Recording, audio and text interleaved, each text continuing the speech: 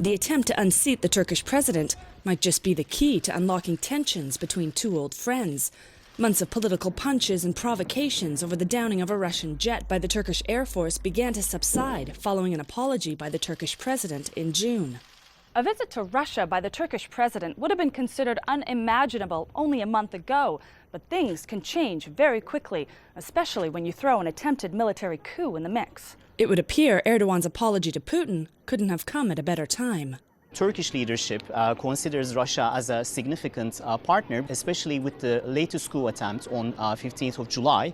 Putin was one of the first leaders to call Erdogan, and he declared unconditional support for the Turkish government, the democratically elected government of Turkey, against the coup. And this was very interesting, especially at a time when the responses from Turkey's traditional allies, the European Union and the United States, were much more muted. The Turkish president has lashed out at the West for failing to offer that expected response, even suggesting the U.S. may have had something to do with the coup.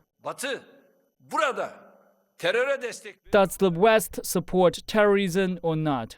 Does the West side with democracy or the coup or terrorism?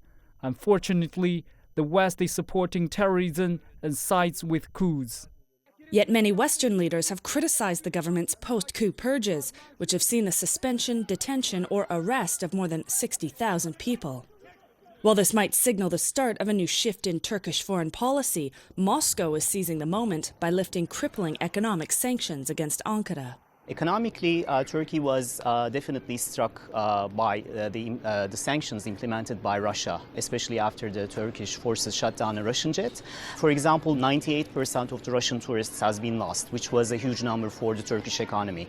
And also some very important economic projects, such as the Turkish Stream natural gas pipeline or Turkey's first nuclear power plant, they had to be postponed. Yet the two leaders' opposing views on the conflict in Syria has the potential of jeopardizing their relationship again. Ankara is becoming increasingly concerned over Moscow and Washington's mounting support for a Syrian Kurdish group it classifies a terrorist organization, and that contentious issue could lead to a rematch of political punches. Natalie Carney for CCTV in Istanbul, Turkey.